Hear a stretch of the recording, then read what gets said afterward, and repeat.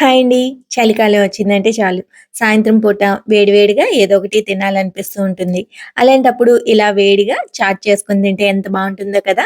మరి ఇంకెందుకు ఆలస్యం చేసేద్దాం రండి. దీనికోసం కుక్కర్‌లో 6 గంటల పాటు నానబెట్టుకున్న తెల్ల బఠానీలని 1:30 కప్పు వరకు వేసుకోవాలి. మార్నింగ్ నానబెట్టుకున్నాం అనుకోండి ఈవినింగ్ కల్లా నానిపోతాయి.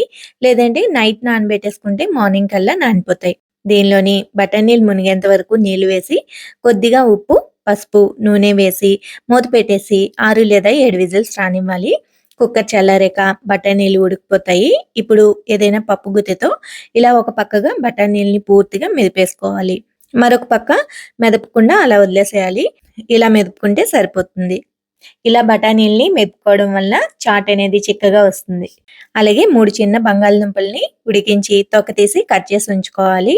ఈ బంగాళదుంపలు పెద్దవనుకోండి 2 తీసుకొని బఠానీలతో పాటు కుక్కర్‌లో ఉడికించుకుంటే సరిపోతాయి. చిన్నవి కదా! అందుకని సెపరేట్‌గా ఉడికించుకున్నాను. ఇప్పుడు స్టవ్ పైన కడాయిలోని కొద్దిగా ఆయిల్‌ని అలాగే కొద్దిగా బటర్‌ని కూడా వేసుకోవాలి. ఇలా బటర్‌ని వేసుకోవడం వల్ల చాట్ బావుంటుంది. బటర్ కరిగాక కొద్దిగా జీలకర్ర, చిన్న ఇంగువ వేసి అరకప్పు చిన్నగా తురుముకున్న ఉల్లిపాయ ముక్కలు వేసేసి ఉల్లిపాయ ముక్కలు మెత్తబడేంత వరకు వేయించి కొద్దిగా అల్లం వెల్లుల్లి పేస్ట్‌ని కూడా వేసి అల్లం వెల్లుల్లి పచ్చివాసన పోయేంత వరకు వేయించుకోవాలి. ఇలా వేయించుకున్న తర్వాత 2 పెద్ద టమాటీలని చిన్న చిన్న ముక్కలుగా కట్ చేసుకొని వేసుకోవాలి.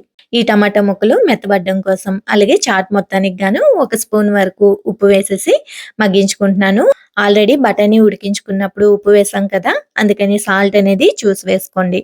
టమాటా మెత్తగా అయిన తర్వాత ఒకసారి మెదిపేసుకొని బంగాళదుంప ముక్కల్ని కూడా వేసేసి మొత్తం అంతా కలిపేసి 1 స్పూన్ వరకు కారం, 1 స్పూన్ ధనియాల పొడి, అర స్పూన్ జీలకర్ర పొడి, 3/4 స్పూన్ చాట్ మసాలా, అర స్పూన్ గరం మసాలాని వేసి మొత్తం అంతా కలిపేసి కొద్దిగా నీళ్లు వేసి 2 నిమిషాల పాటు ఉడికించుకోవాలి. ఇప్పుడు బఠానీలని కూడా యాడ్ చేసుకోవాలి. దీన్ని కుక్కర్‌లోకి ట్రాన్స్‌ఫర్ చేసేస్తున్నాను. కన్సిస్టెన్సీ తగ్గట్టుగా వాటర్‌ని వేసి మొత్తం అంతా కలిపేసి ఒకసారి ఉప్పు సరిపోయిందో లేదో చెక్ చేసుకోవాలి. చివరగా గుప్పెడంత కొత్తిమీరని వేసేసుకొని పావుగంట సేపు లో ఫ్లేమ్‌లోని మూత పెట్టేసి ఉడికించుకోవాలి. పావుగంట తర్వాత చాట్ రెడీ అయిపోతుంది. దీన్ని ప్లేట్స్‌లోకి సర్వ్ చేసుకొని కావాల్సినట్టుగా చిన్న చిన్న ముక్కలుగా తురుముకున్న ఉల్లిపాయ ముక్కలు, టమాటా ముక్కలు, క్యారెట్ తురుము, కొత్తిమీర తురుము, కార్న్ ఫ్లేక్స్, కారం పూస, వేయించిన పల్లీలు, టమాటా కచప్ ఇలా నచ్చిన వాటిని వేసుకొని గార్నిష్ చేసుకొని ఇంట్లో వాళ్ళకి సర్వ్ చేసామనుకోండి ఇంట్లో వాళ్ళందరూ ఫిదా అయిపోతారు. లొట్టలేసుకొని తినేస్తారు. నచ్చిందా? అయితే తప్పకుండా మీరు కూడా ట్రై చేసి ఎలా వచ్చింది అనేది షేర్ చేసుకోవడం మాత్రం మర్చిపోకండి. అలాగే వీడియో నచ్చితే లైక్ చేయండి. మీ ఫ్రెండ్స్ అండ్ ఫ్యామిలీతో షేర్ చేసుకోండి. Thanks for watching.